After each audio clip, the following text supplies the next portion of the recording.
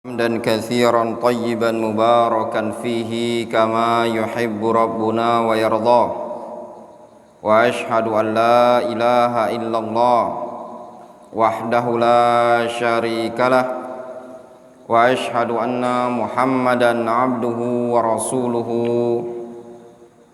صلى الله عليه وعلى آله وأصحابه أجمعين أما بعد. Qabla an wasil darsana natadzakar wa nuraji ma marra ma'ana fi darsil madhi.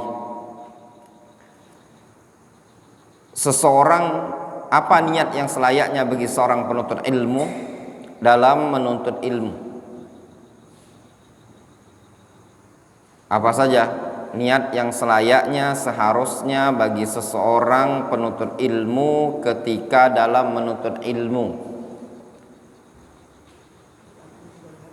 Mengangkat kebodohan dari dirinya dan orang lain. Terus mencari ridha Allah dan negeri akhirat. Terus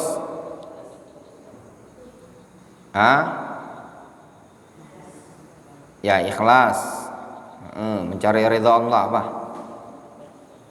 Untuk menghidupkan Islam, untuk menegakkan agama ini. Itu niat yang ikhlas. Jadi niat yang ikhlas dalam menuntut ilmu apa?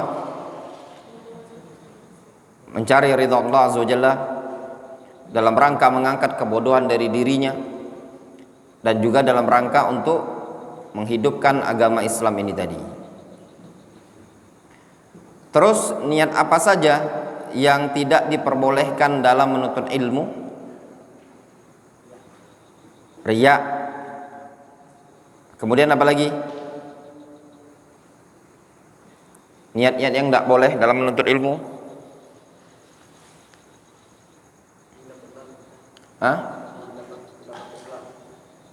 Apa? Ingin mendapatkan gelar, ingin mendapatkan dunia. Yang lebih tepat, niatnya untuk mencari dunia dalam menuntut ilmu syar'i. Apalagi?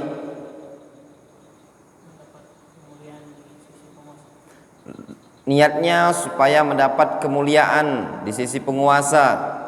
Itu juga tidak boleh. Terus apalagi niat yang tidak diperbolehkan dalam menuntut ilmu? Supaya orang-orang tertuju pada dia, menoleh pada dirinya, sehingga dia dianggap sebagai orang yang alim, dianggap sebagai orang yang banyak ilmunya. Nah, ini niat-niat yang tidak boleh, niat-niat yang tidak bagus dalam menuntut ilmu. Kita lanjutkan.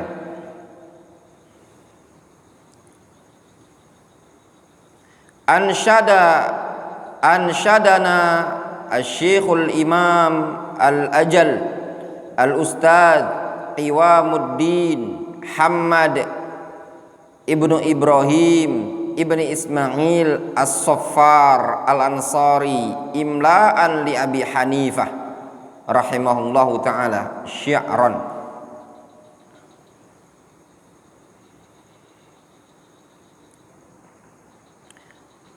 Al-Imam Ustadz Qiwamuddin Hammad Ibnu Ibrahim Ibnu Ismail As-Saffar Al-Ansari, beliau melantunkan bait syair kepada kami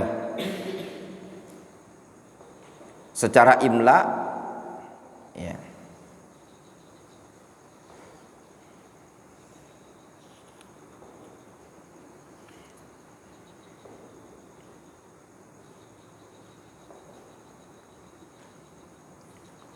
Beliau melantunkan bait syair kepada kami, yaitu bait syair yang dulu diimlakannya kepada Abu Hanifah. Man talabal ilma lil ma'adi faza bi fadlin minar rasyadi fayal khusran talibihi linaili fadli minal ibadi. Man talabal ilma lil ma'ad, barang siapa yang mencari ilmu untuk negeri akhirat, al-ma'ad itu negeri akhirat. Siapa yang mencari ilmu untuk negeri akhirat, faza bi fadlin minar rasyad, maka dia akan membawa keberuntungan.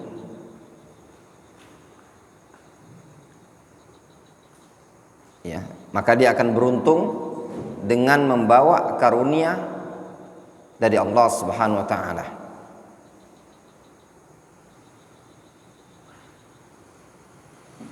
Ar-rasyad itu dari Allah Azza wa Jalla. Itu yang dimaksudkan. Fayal khusran talibihi linaili fadlin minal ibadi. Maka alangkah meruginya orang yang mencari ilmu tersebut dalam rangka ingin meraih karunia dari para hamba, atau ingin mencari pujian, sanjungan gitu loh, mencari balasan dari umat manusia.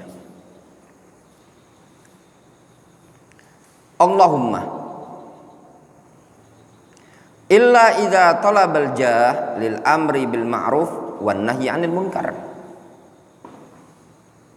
Namun kecuali apabila dia mencari kedudukan tadi, nuntut ilmu untuk dapat kedudukan dalam rangka supaya bisa mewujudkan al-amru bil ma'ruf wan nahyi 'anil munkar.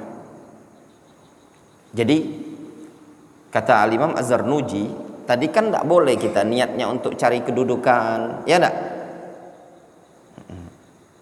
Jadi ada seseorang misalkan dia belajar, tujuannya dia belajar tadi supaya dia punya kedudukan di tengah-tengah masyarakat,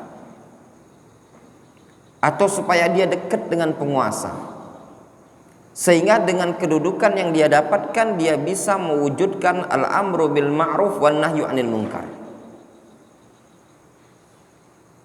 Faham?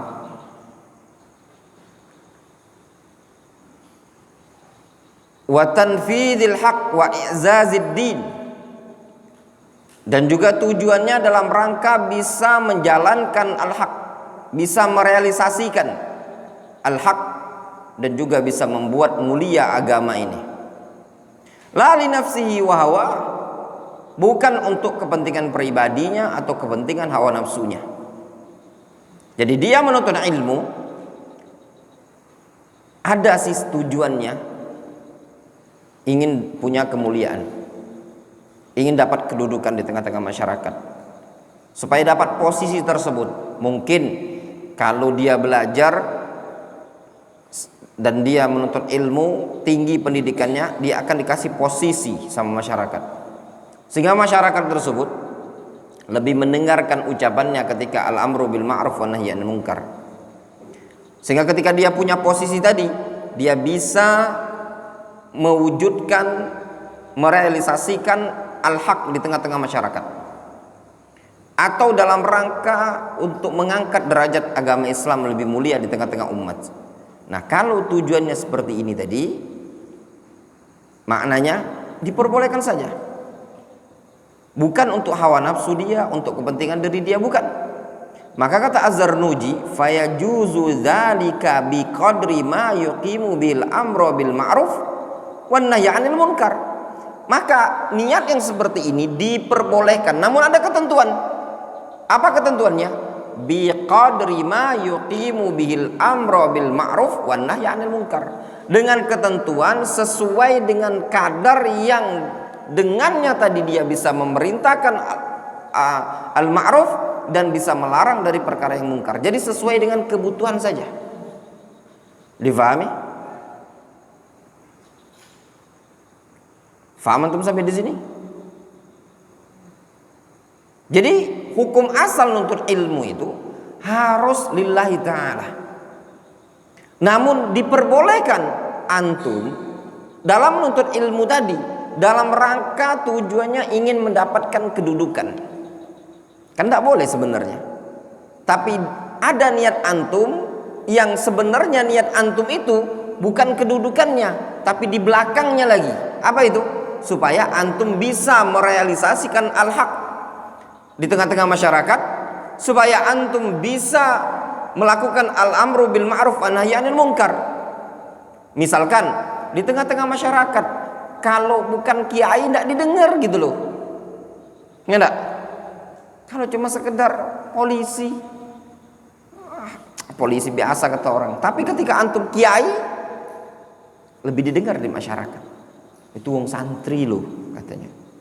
Ya, contoh misalkan antum sebagai ikhwan biasa ya. Nih, Pak Lukman kan, ikhwan biasa dia. Ahtama misalkan. Melarang gitu, nggak didengar sama masyarakat. Iya enggak? Antum melarang, masyarakat enggak dengar. Antum al-amru bil ma'ruf, juga mereka enggak dengar amar ma'rufnya antum. Sehingga antum wadah. Ternyata masyarakat itu mendengar kalau orang-orang tersebut adalah orang-orang yang pernah nyantri, pernah di pondok pesantren. Sehingga antum, waduh, saya nyantri lah kalau gitu. Saya lihat masyarakat ini tidak mau dengar omongan saya. Padahal yang disampaikan benar. Akhirnya berangkatlah dia, Mas Khairuddin dari Banten misalnya. Ya, ke Palembang, saya nyantri aja ke Palembang. Nyantri beliau 10 tahun misalkan. Ya enggak? Pulang dia di kampungnya. Orang-orang kampung segan gitu kan. Wah, ini kiai katanya, ustadz. Sehingga dia bisa mengatakan ini haram, ini baik, ini ma'ruf, ini mungkar, dan didengar omongannya. Niatnya tadi adalah supaya dia dapat posisi dianggap sebagai kiai, dianggap sebagai ustadz. Tapi tujuannya apa tadi? Bisa melakukan amar ma'ruf nahi mungkar. Boleh apa tidak? Jawabannya boleh. Namun ada ketentuan, biqadri ma yuqimu bil amra bil ma'ruf wan nahyi 'anil munkar, sesuai dengan kadar kebutuhan untuk menegakkan amar ma'ruf nahi munkar tadi. Difahami? Sesuai dengan kadar seperti itu.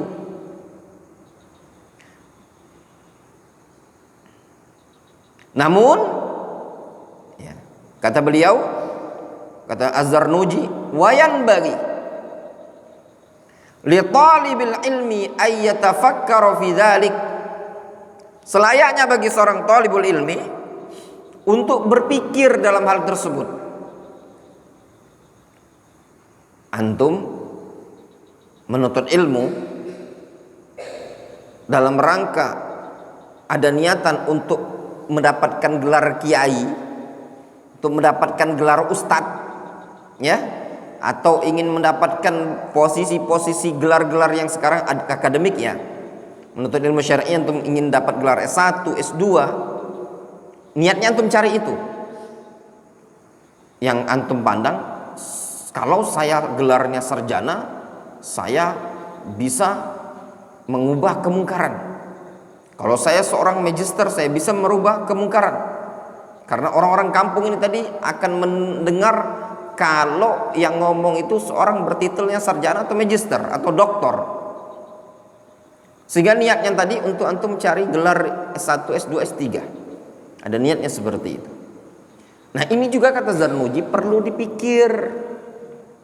Kenapa? Kenapa perlu dipikir juga, ditimbang-timbang juga, dikaji ulang. Hati-hati niat antum tadi. Kenapa? Fa innahu yata'allam al-ilma bi juhdin katsir. Karena dia itu menuntut ilmu dengan kesungguh-sungguhan, dengan jeripaya yang sangat banyak. Antum di pondok pesantren, antum dalam menuntut ilmu itu banyak pengorbanan, bi juhdin katsir. Melakukan juhud, pengorbanan, jeripaya yang sangat banyak antum korbankan. Mulai dari makanan, mulai dari letih, mulai dari capek, mengekang hawa nafsu, siap dibully teman, siap dioce ustadz. Itu baru kelas Indonesia antum, ya. Makanya kalau antum kalau mau merasakan bagaimana rehlah mirip-mirip dengan gaya menuntut ilmunya para salaf, ana sarankan antum rehlah ke negeri Yaman. Di mana tempatnya? Di Darul Hadits Fiyush. Kalau antum di sana, antum akan merasakan bagaimana rehlah salaf. Ya. Musim panas luar biasa, 45 derajat. Listriknya tidak ada, mati musim panas. Panas full. Antum bisa akan ketika itu antum akan bayangkan menuntut ilmu gimana Yahya ibnu Ma'in, gimana Imam Ahmad. Makanya kalau di zaman sekarang, tempat yang menuntut ilmu yang paling akrab dengan nuansa para salafus soleh zaman-zaman dahulu, itu antum belajar ke Yaman. Ya. Kalau di Saudi Arabia gimana? Ilmunya, anak katakan mohon maaf ya, bukan merendahkan Saudi Arabia dan jamiah. Ilmu di Saudi Arabia itu betul-betul ilmu salafun saleh. Ilmunya. Tapi kalau tempatnya bukan tempat salafun saleh. Kenapa? Kenapa jawabannya? Tamah. Banyak fasilitasnya. Antum di ruangan enak, kampusnya ada AC-nya. Ya, antum tidurnya ada kasurnya. Aduh, enak sekali itu. Tapi kalau antum di Yaman, ya, antum akan merasakan cuacanya terik panas. Antum akan ketika antum ingat bagaimana perjuangan Imam Ahmad ibnu Ma'in, ya, dan yang semisal mereka dalam menuntut ilmu, antum akan ingat ketika berjumpa musim panasnya negara Yaman. Antum jangan tanya, ana tidak bisa bayangkan antum. Ana pribadi kalau disuruh pulang di musim panas ke Yaman itu, mungkin belum tentu ana bisa. Ya, panas sekali. Berapa hari Ustadz? Jangan tanya berapa hari, berbulan-bulan. Ya, berbulan-bulan. 6 bulan antum akan merasakan panas. Panas full. Nanti ketemu musim agak dingin. Listrik juga sering mati. Ya. Dan yang semisalnya.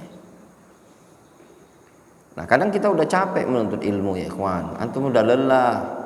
Banyak penderitaan yang dilalui dalam menuntut ilmu itu tadi. Sehingga kalau seandainya dalam menuntut ilmu itu tadi antum sudah penuh dengan penderitaan, ternyata niatnya tadi bukan karena Allah, bukan dalam rangka mencari ridha Allah, niatnya karena dunia, udah capek, tidak dapat apa-apa, tidak ada apa balasan dari Allah Azza wa Jalla, rugi toh.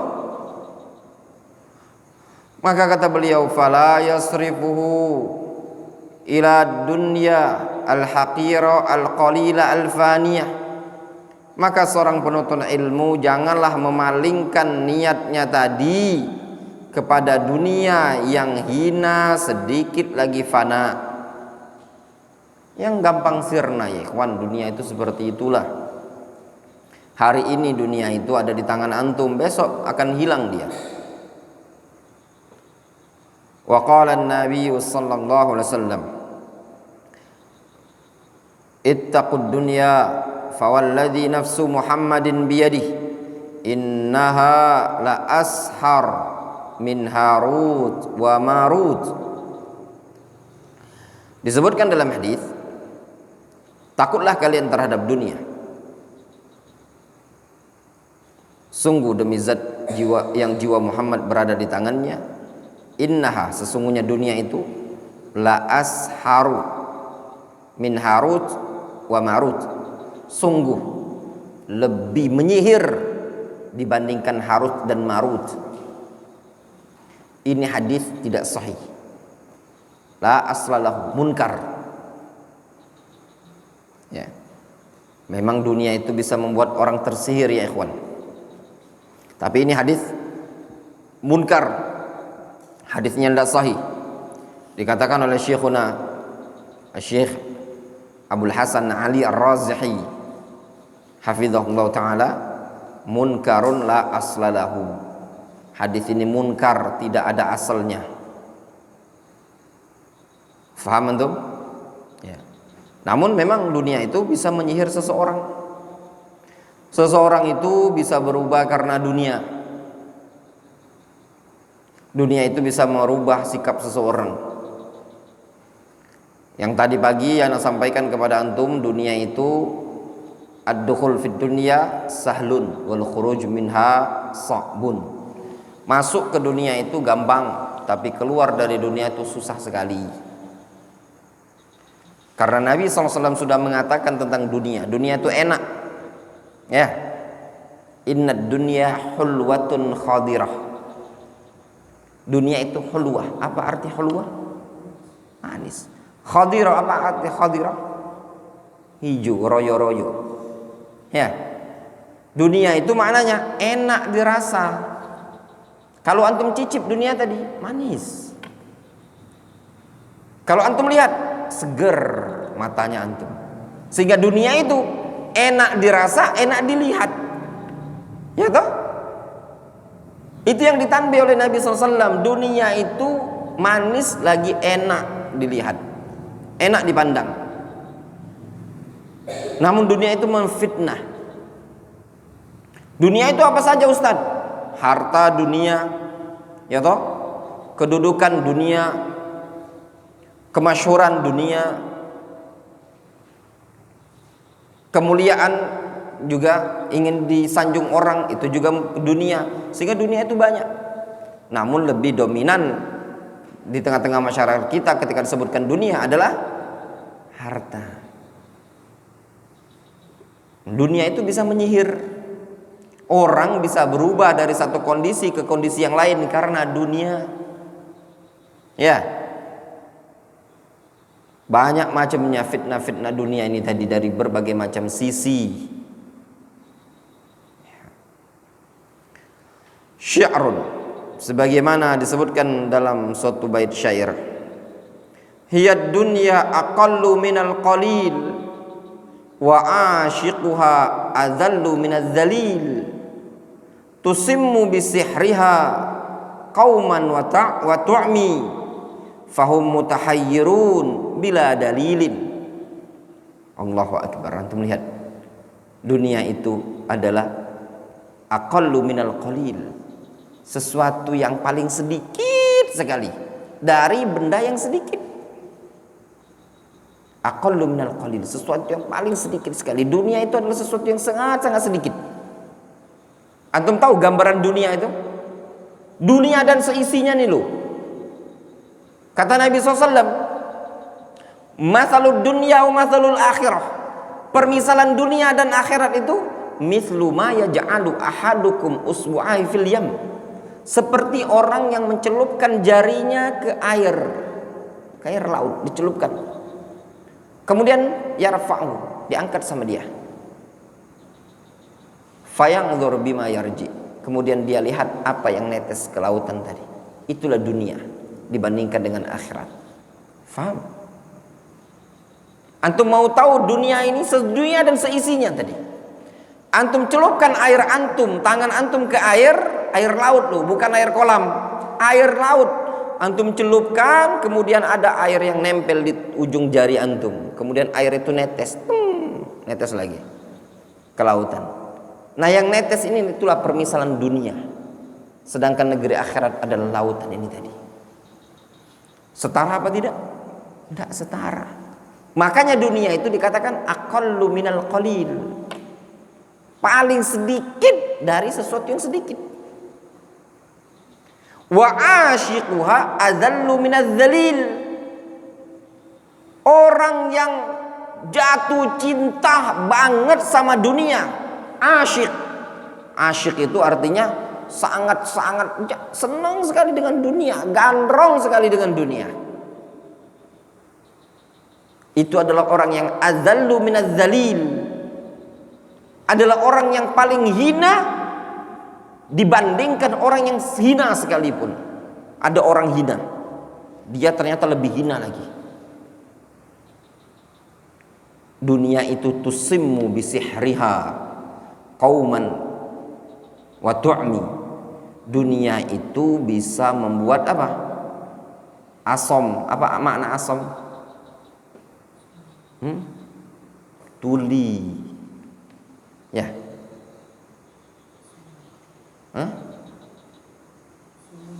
Sumun. Apa artinya?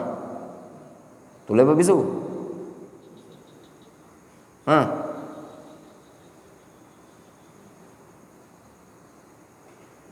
Buta. Sekarang anda tanya antum, apa makna abkam, makna asom, makna a'ma? Nggak bisa semuanya anda push upkan.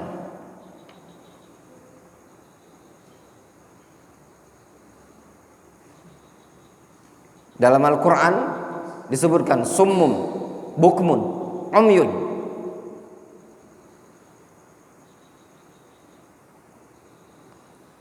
Malam ini semua untuk push up semua. Kalau tidak tahu apa bedanya? Tuli. Bukmun apa? Bisu. Umyun. Buta. Yakin? Benar? Yakin? Orang itu meragu.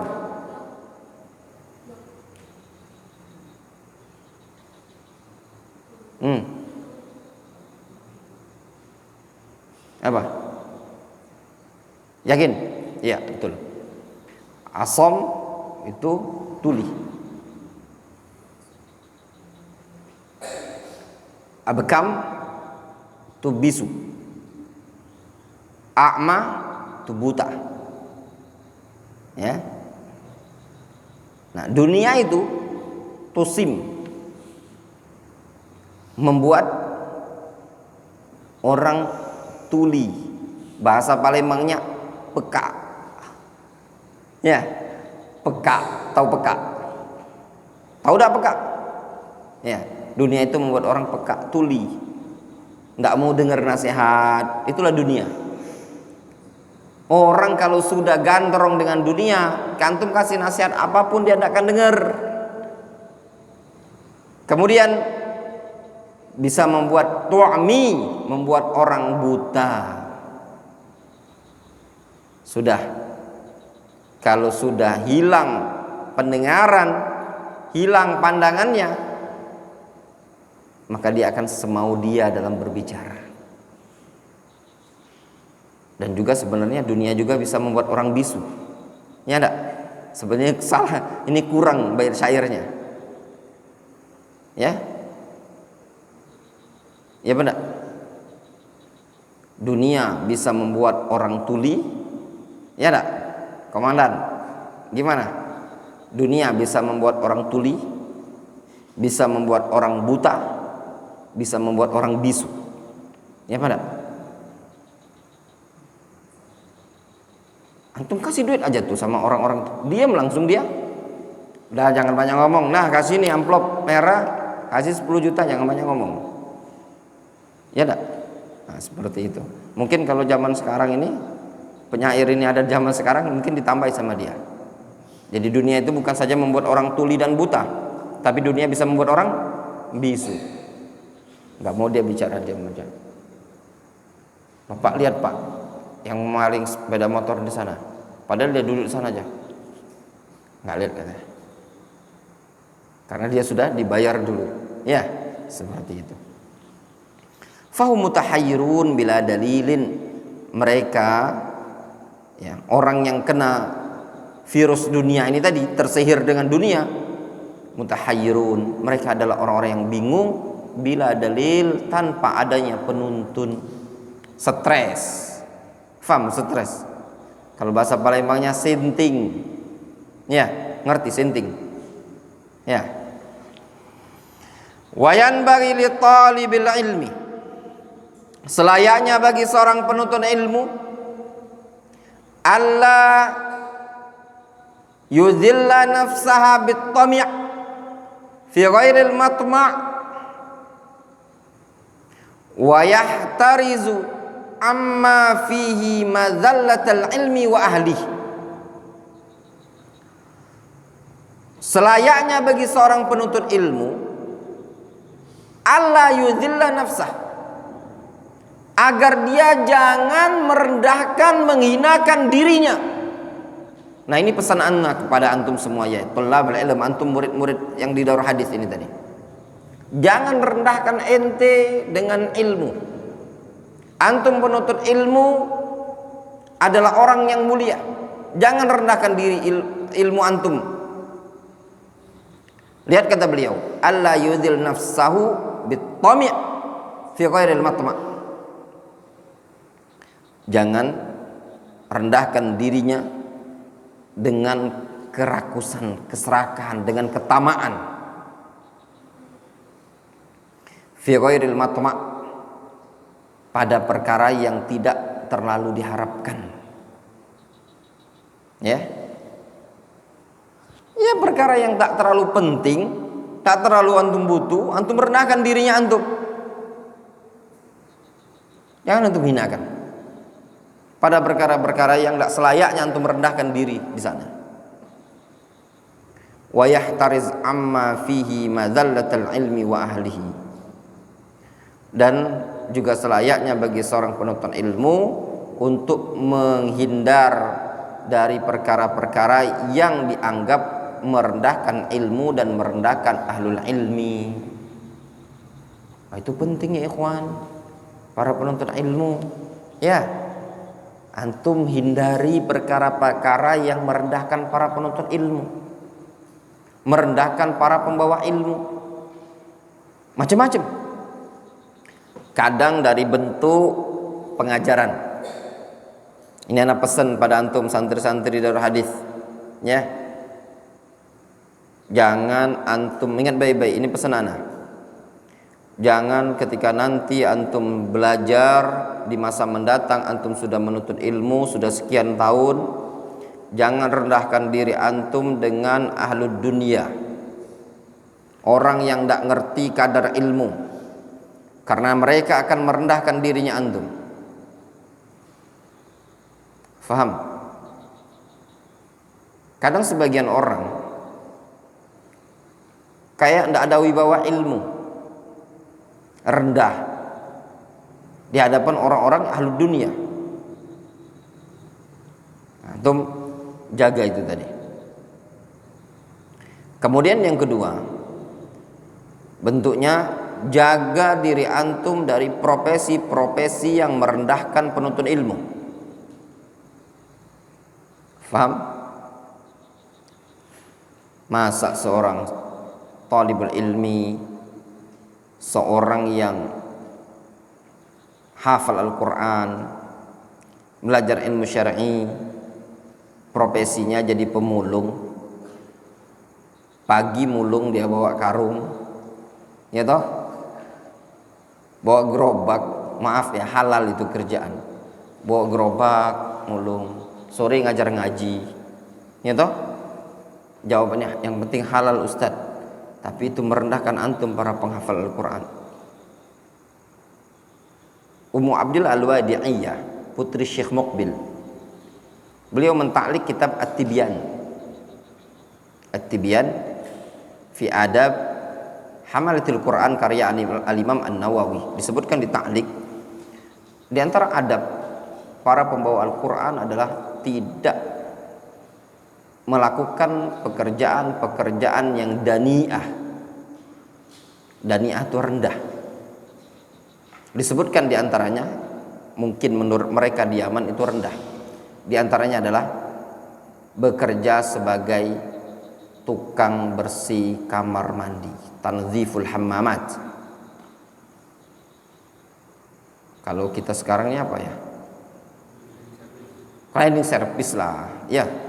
Cleaning service, bersihkan. Antum, masya Allah, Ustaz pagi izin mau Ustaz mau kemana? Mau kerja Ustaz. Santri Kerja di mana? Tama. Izin Ustaz, saya mau kerja. Kemana? Sana Ustaz, pagi. Kerja dia office boy. Kalau bahasa Arab, bahasa Inggrisnya apa? Cleaning service. Office boy. Apa bedanya office boy sama cleaning service? Oh gitu. Suruh-suruh. Kalau cleaning service ngapel bersih. Nah, antum di bandara, di kantor, Masya Allah hafidul Quran. Orang lihatnya rendah toh? Ya enggak? Mungkin dalam suatu pekerjaan yang paling rendah itu kan? Ya enggak? Yang paling tinggi direktur mungkin gitu ya? Antum kerjanya seperti itu. Antum hafidul Quran, jangan mau. Ya. Antum kalau tamak, anak jewer di tengah. Masa antum kerja kayak gini? Dulu kerjaannya nggak kayak gini gajinya, itu tuh kan setara dengan gaji direktur. Antum kerja kayak gini. Kalau antum mau penting antum bertahan dengan kerjaan yang dulu seperti itu. Ya, antum pertimbangkan. Jadi cari pekerjaan yang kira-kira membuat antum mulia. Ya enggak? Seperti itu, yang tidak menghinakan diri. Wadih, jelas? Jadi ditinjau dari sisi pergaulan. Ini juga jangan berteman dengan orang-orang yang penuntut ilmu, juga harus jaga wibawa ilmu. Jangan berteman dengan orang-orang yang membuat antum itu rendah. Berteman dengan anak pang, ya toh, rendah wibawa ilmunya antum. Ustad ceramah, gimana penampilan ceramahnya? Masya Allah, pakai ikat kepala, kayak Wiro Sableng, ya enggak? Pakai rompi, ada gelang besi tangan kanan, gear motor, sabuknya terbuat dari rantai motor, gaya, ya enggak? Dakwah Ustaz, rendah kali ilmu antum. Kan ini fashion Ustaz untuk mendakwai orang awam. Antum pakai gamis, pakai jubah supaya mereka segan juga sama antum. Kalau gini mereka pun tidak segan sama antum. Faham? Antum lakukan yang membuat ilmu itu berwibawa. Ya, lakukan yang membuat ilmu berwibawa. Kalau mau ngisi pengajian nanti, Masya Allah, pakai peci, pakai sarung, baju kuku, ya, baju muslim itu, atau untuk pakai gamis, Masya Allah, kayak Ustadz Khairuddin Al-Bantani, pakai peci hitam, pakai sarung, Masya Allah, Pak Yai. Atau mirip-mirip mantum sorban. Yang wibawa ilmu tadi antum ada wibawanya. Antum juga khutbah seperti itu. Nindak ngisi pengajian baju kaos, pakai celana. Bingung orang jamaah bilang mana ini ustadznya mana? Akhi, afwan akhi. Antum duduk sini. Masuk masjid aja orang bilang akhi semua. Tak tahu lama-lama maju ke depan ceramah dia. Innal hamdalillah. Orang bilang ustadz ternyata ya. Orang nggak tahu. Gitu loh.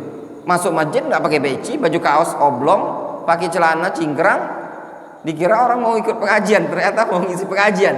Misalkan ada yang seperti ini, ya nggak selayaknya seperti itu, ya enggak? Penampilan perlu antum, ya, berpenampilan yang menjaga wibawa ilmu, faham? Sehingga seorang thalibul ilmi perlu menjaga diri dari penampilan-penampilan yang merendahkan ilmu, faham? Perlu menjaga diri dari teman-teman yang merendahkan ilmu antum.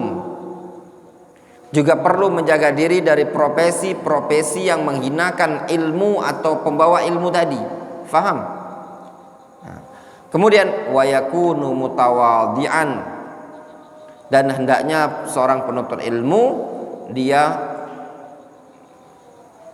menjadi orang yang mutawadhi', orang yang penuh dengan ketawaduan.